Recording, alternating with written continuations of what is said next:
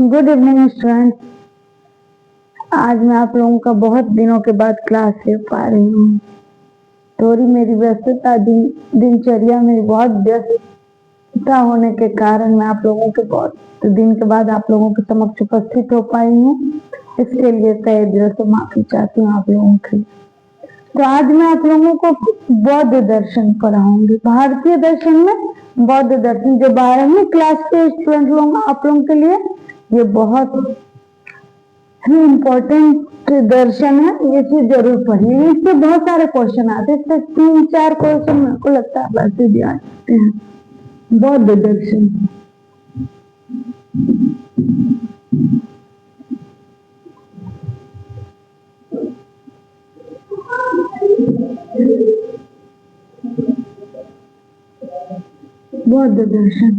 बौद्ध दर्शन क्या है?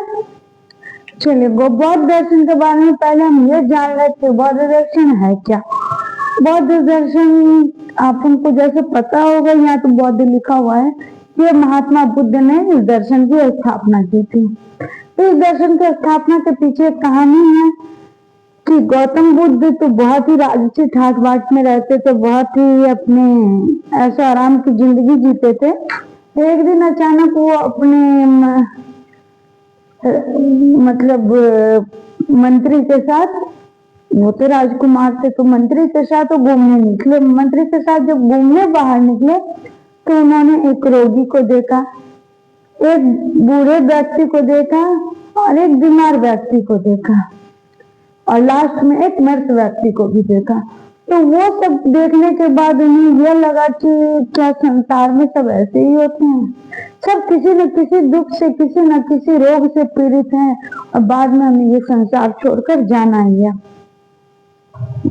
तो ये वो अपनी युवावस्था में जो देखे तो वो उनका बहुत गहरा प्रभाव उनके हृदय पर इसका पड़ा। तो वो तो शादीशुदा जिंदगी विवाहित अवस्था होने के बाद वो अपना घर द्वार छोड़ के चले गए। अपनी पत्नी और एक पुत्र को छोड़कर, वो सोते हुए छोड़कर वो जंगल की ओर निकल पड़े। तो बुद्ध जब निकल गए तो इस संसार में उन्होंने देखा कि सभी जगह पे दुख ही दुख है। हम जब किसी रोग में आ जाते तो हम शरीर से किसी का काम नहीं कर पाते हैं, हमारा शरीर असहाय हो जाता है। और साथ ही जब अगर हम बुरा हो जाए तो हमें उस टाइम भी किसी की सहारे की जरूरत होती है।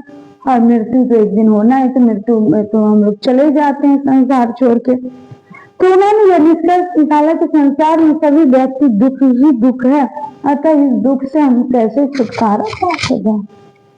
और महात्मा बुद्ध के दर्शन में यहाँ तक लिखा गया है कि यह संसार में जितने दुखी है, जितने प्राणी है, वो अपने दुखों से जो आंसू बहाए हैं वो सागर के जल से भी बहुत ज्यादा है। तो ये सब सुनकर और दार्शनिकों ने या पाश्चात्य दार्शनिक या भारतीय दार्शनिकों ने यह कहकर इनका मजाक उड़ाया था कि क्या यह दर्शन निराशावादी दर्शन है। तो नहीं, ये निराशावादी दर्शन नहीं है, क्योंकि वो महात्मा बुद्ध जो बताए हैं ये दर्शन के बारे में कि संसार में दुख है, तो उसके बाद दुख का कारण भी बताए और साथ में दुख के कारण को कैसे हम हटा सके, दुख से कैसे दूर हो सके, इसके बारे में भी उन्होंने चर्चा की है। तो हम पहले आते हैं कि 4 आर्य सत्य के बारे में। बौद्ध दर्शन, आप लोगों को डिफिनेशन अगर लिखना हो तो हम आप लोगों को नोट्स भेज देंगे, आप लोग डिफिनेशन उसका लिख लीजिएगा बौद्ध दर्शन का, तो 2-4 लाइन में। और जितना सुना है वो अगर आप सुन लो आराम से तो आपको लिखने की जरूरत नहीं, आपके दिमाग में बैठ जाएगा। तो सबसे पहले 4 आर्य सत्य आप लोगों को आज पढ़ा रहे हैं। बौद्ध दर्शन के 4 आर्य सत्य।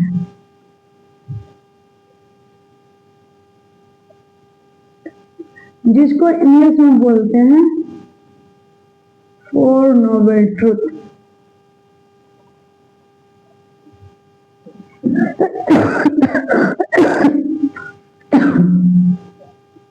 Noble truth.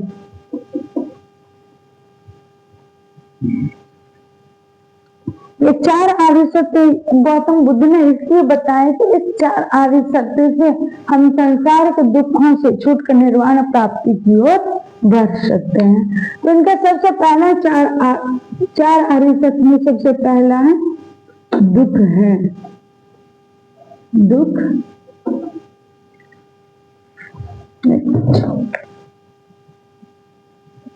इनका सबसे पहला आर्य सत्य दुख है। तो सबसे पहले आर्य सत्य में हम क्या करेंगे कि संसार में दुख है, तो हम इसका सबसे पहले संसार में सभी कष्ट या दुख है, इसके बदले हम ये भी लिख सकते हैं संसार में दुख है। संसार में दुख है।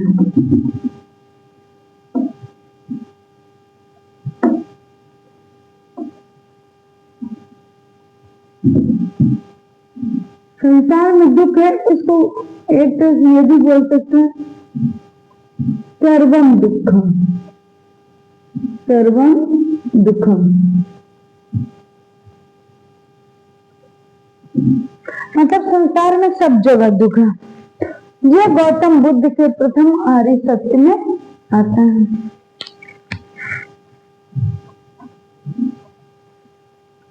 एक मिनट, यह गौतम बुद्ध के प्रथम आर्य सत्य में आता है। तो गौतम बुद्ध का जो प्रथम आर्य सत्य है कि संसार दुखमय है, संसार में दुख है, संसार में दुख है, उसके अनुसार संसार के सभी पदार्थ विनाशी होने के कारण दुखदायी भी है। एक मिनट,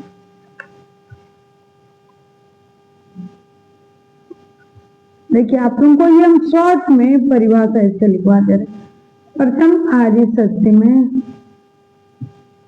इसके बारे में 2 लाइन में लिख देंगे कि संसार में दुख, ये पॉइंट हमारे लिए ज्यादा मायने रखता है कि संसार में दुख है।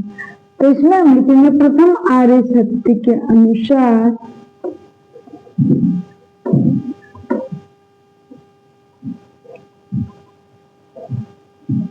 प्रथम आर्य सत्य के अनुसार यह संसार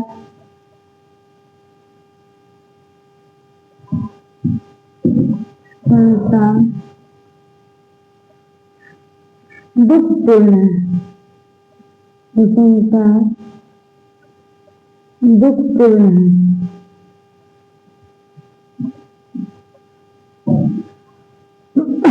यह संसार दुखपूर्ण कैसे है? मतलब कि संसार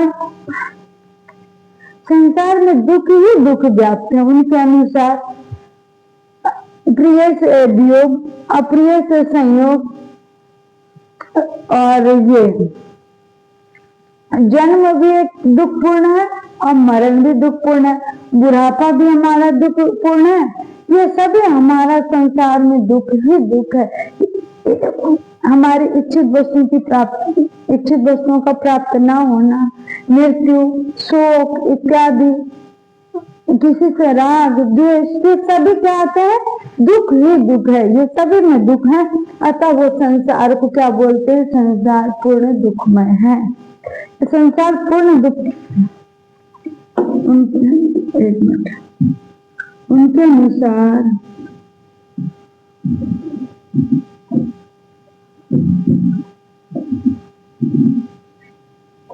जन्म भी दुखपूर्ण है,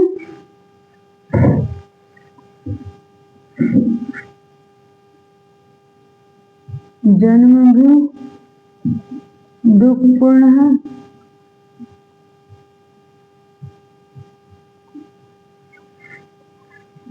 दुखपूर्ण है,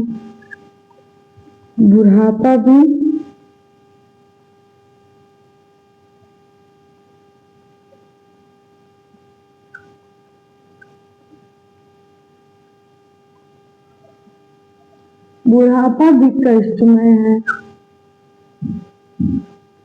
तथा मृत्यु तो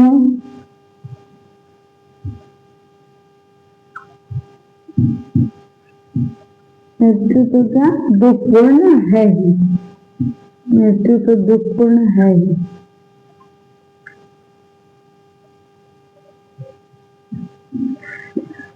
तो क्या प्रथम आर्य सत्य में क्या संसार दुखपूर्ण है? उनके अनुसार जन्म भी दुखपूर्ण है, बुढ़ापा भी दुखमय है, कष्टमय है, और ये संसार के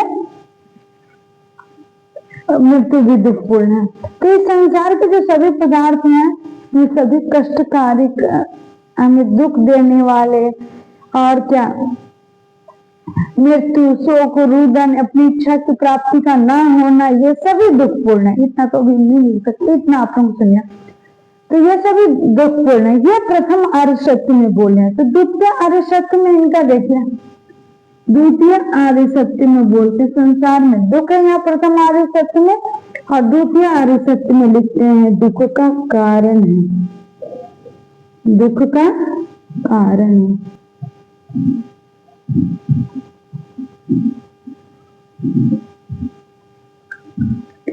दुख का कारण जो है वो क्या है? हमें यह जानना है कि हमें संसार में जो दुख मिलता है वो दुख किस कारणों से हमें मिलता है। दुख का कारण हमें किस कारणों से मिलता है? संसार में दुख सर्वम दुखम, और ये दुख का कारण है, इसका मतलब एक अलग से इसका एक शब्द ऐसे भी बोल सकते कि दुख का समुदाय, दुख समुदाय। द्वितीय आर्य सत्य का संबंध क्या है? सॉरी, द्वितीय आर्य सत्य का संबंध क्या है? दुखों के कारणों से, दुखों के कारणों से। क्या अब हम खोज करना चाहते हैं कि दुखों का कारण आखिर क्या है, संसार में इतने दुख क्या है? दुखों का कारण तो एक मिनट, द्वितीय आर्य सत्य के अनुसार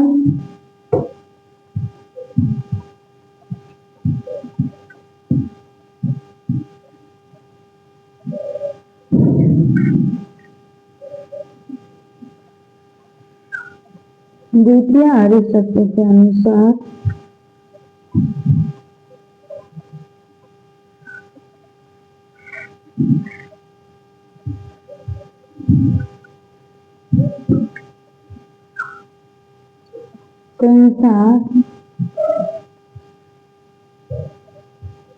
यह संसार पूर्ण दुखमय है, पूर्ण दुखमय है,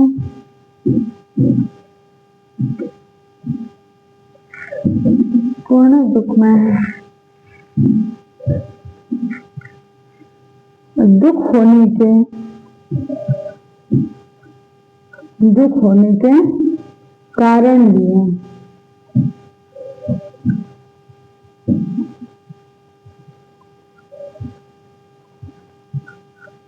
ये गौतम बुद्ध जो बताते द्वितीय आर्य सत्य में कि संसार पूर्ण दुखमय है और दुख होने के कारण भी है, इनके ये स्पष्ट इसकी व्याख्या करते हैं। लेकिन भारतीय दार्शनिकों या पाश्चात्य दार्शनिक सभी ने संसार में दुख होने का स्पष्ट रूप से स्वीकार किया है, लेकिन किसी ने इसकी इतने अच्छे ढंगों से कि दुखों का कारण क्या है इसकी व्याख्या शायद किसी ने नहीं कर पाई है। तो गौतम बुद्ध ने जो की है कि इसका संसार में दुखों का कारण क्या है, संसार में दुखों का कारण है, एक मिनट,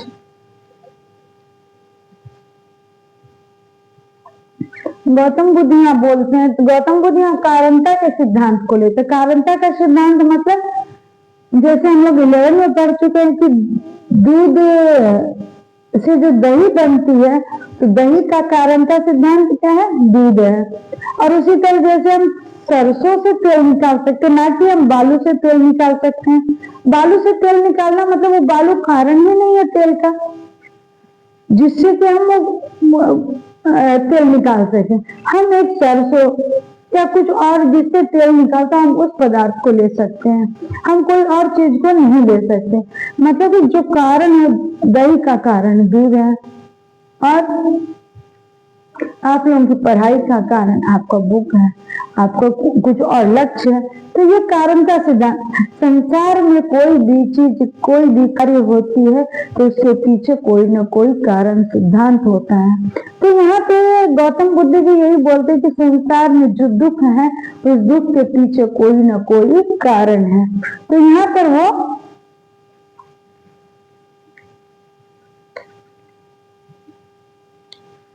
यहाँ गौतम बुद्ध का मानना है कि संसार में सभी दुख,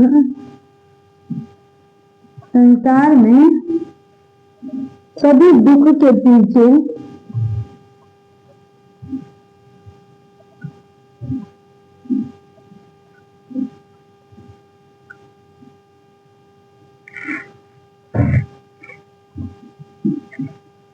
सभी दुख के पीछे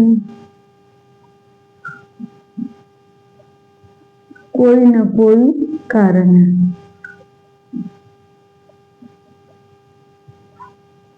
न कोई कारण है।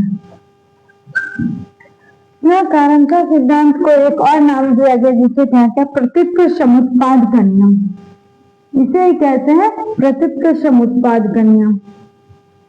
यहाँ पे लिख दे रहे प्रतीत्व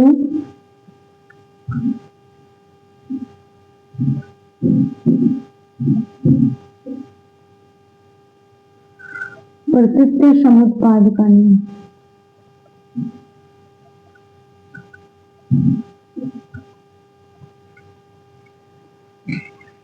तो ये संसार में सभी दुख के पीछे कोई ना कोई कारण है, इसलिए ये संसार दुखमय है। तो संसार में भगवान गौतम बुद्ध के अनुसार क्या बोलते हैं, कारण क्या दुखों का कारण? दुखों का कारण है हमारा अविद्या। अविद्या मतलब हम अज्ञान है, हम उस चीज को नहीं जानना, जो चीज के पीछे हमें नहीं भागना कि हम उस चीज के पीछे भागते हैं। जो शाश्वत नहीं है, जो सत्य नहीं है, हम उसके पीछे, उसको शाश्वत जान के हम उसके पीछे दौड़ लगाते हैं, वो हमारे दुखों का कारण है। तो सबसे पहला कारण है प्रतीत्व समुत्पाद में आते हैं, जिसे द्वादश निदान चक्र भी कहते हैं, जिसे द्वादश निदान चक्र भी कहते हैं।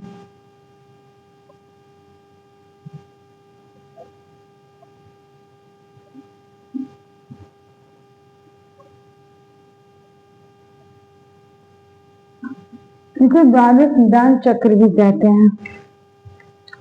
तो द्वादश निदान चक्र में आप लोगों को अभी द्वितीय आर्य सत्य में बस इतना ही जानना है कि द्वितीय आर्य सत्य के अनुसार ये संसार पूर्ण दुखमय है, दुख होने के कारण भी है।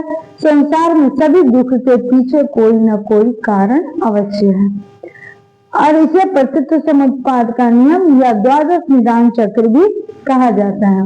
ये आप लोगों को नेक्स्ट चैप्टर में पढ़ाएंगे कि प्रतीत्व समुत्पाद का नियम क्या है या द्वादश निदान चक्र क्या है, जिसके लिए हमें संसार में दुख ही दुख मिलता है।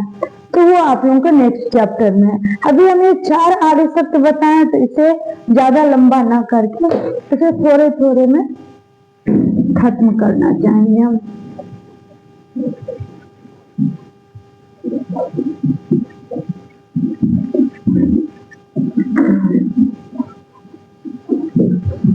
अब तृतीय आर्य सत्य,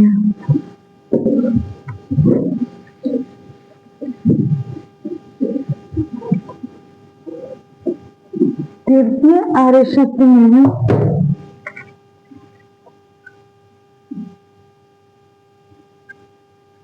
दुख निरोध के मार्ग हैं, दुख निरोध के मार्ग हैं।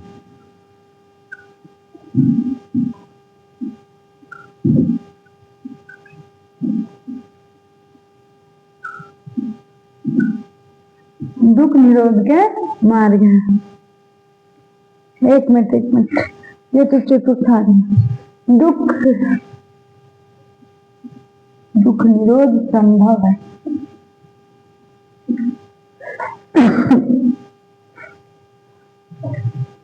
दुख का निरोध संभव है, दुख का निरोध संभव है।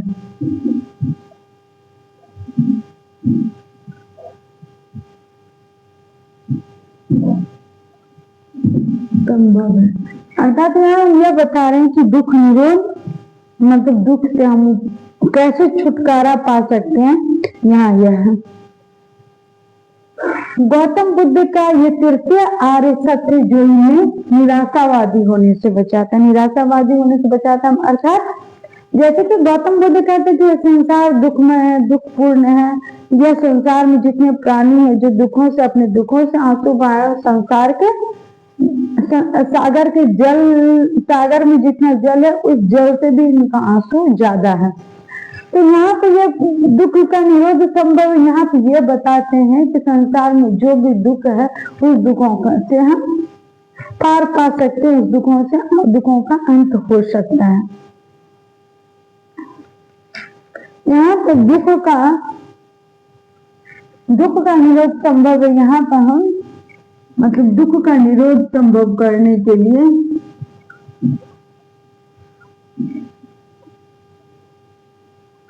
दुख का निरोध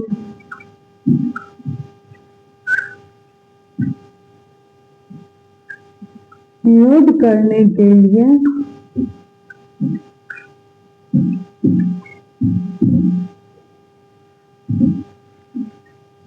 सर्वप्रथम हमें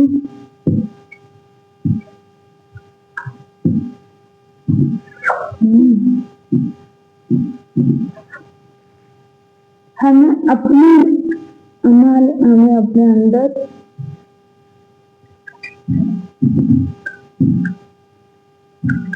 अविद्या को दूर करना है, अविद्या को दूर करना। यह अविद्या का अर्थ है अज्ञान, अज्ञान को दूर करना वाला, हमारे अंदर जो अज्ञान है उसे दूर करना है।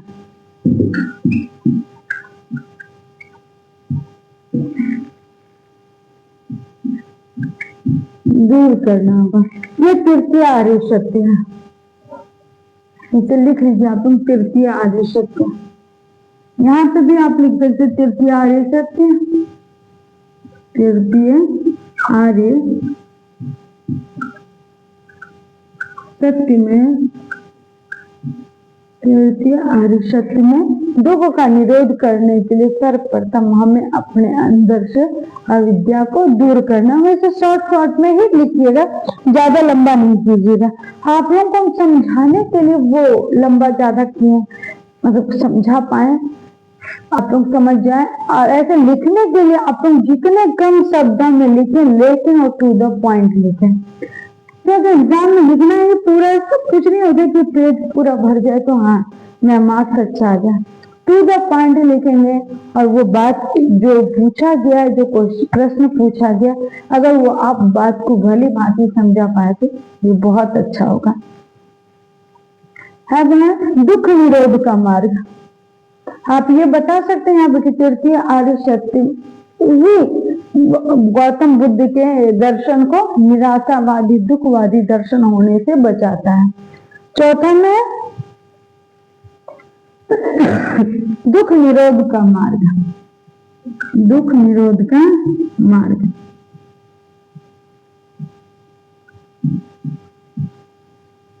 दुख निरोध का मार्ग गौतम बुद्ध का जो चतुर्थ आर्य सत्य है, इसमें दुख निरोध मतलब कि दुख को दूर करने के उपाय बताए गए हैं। दुख से हम कैसे छुटकारा पा सकते हैं, तो इसलिए इसे दुख निरोध गामिनी प्रतिपद भी कहा जाता है। इसे ब्रैकेट में लिख दे रहे हैं, दुख निरोध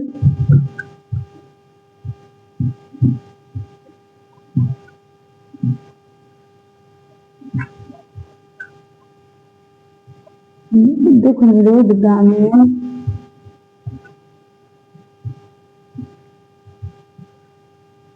प्रतिपद।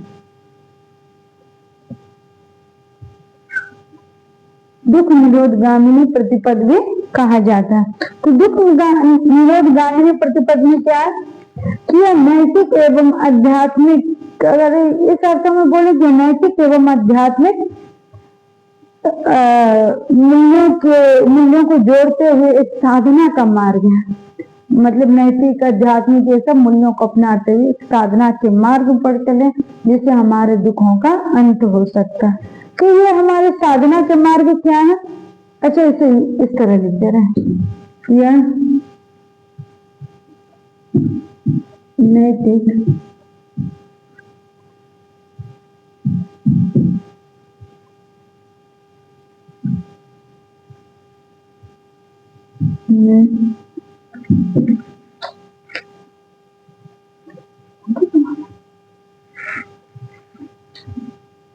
नैतिक एवं आध्यात्मिक साधना का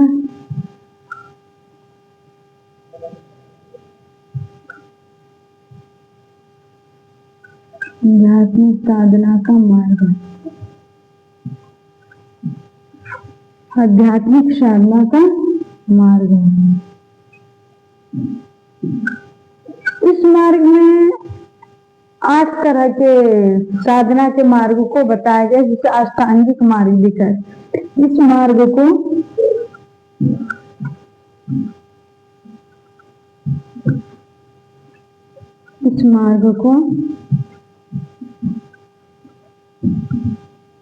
अष्टांगिक मार्ग के नाम से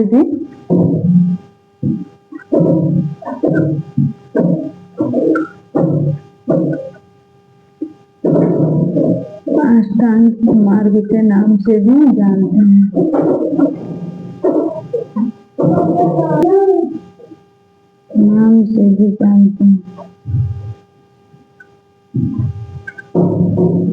तो ये अष्टांगिक मार्ग आप लोगों को नेक्स्ट चैप्टर में डिटेल से बताएंगे। यहाँ पर अष्टांगिक मार्ग के नाम को इसे जान लीजिए। जैसे सबसे पहले है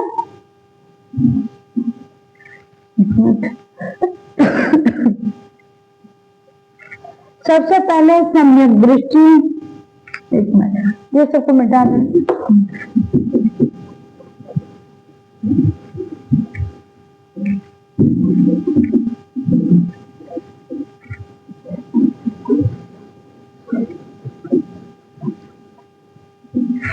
अष्टांगिक मार्ग में सबसे प्रथम आएगा सम्यक दृष्टि।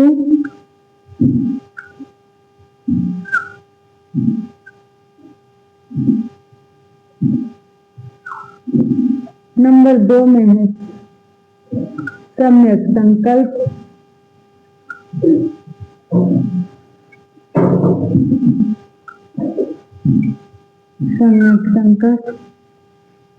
नंबर 3 में है सम्यक कर्मांत।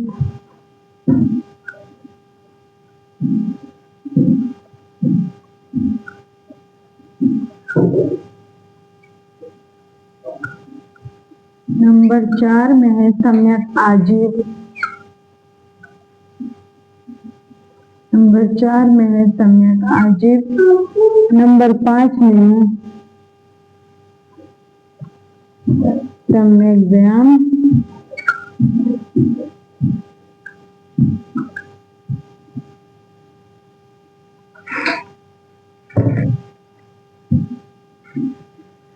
व्यायाम।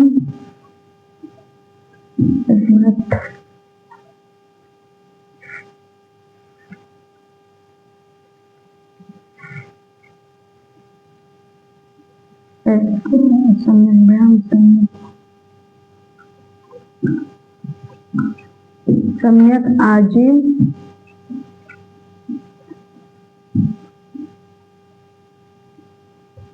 नंबर 7, एक मिनट, यहाँ पर सम्यक संकल्प, सम्यक वाक होगा। यहाँ एक बार सम्यक वाक,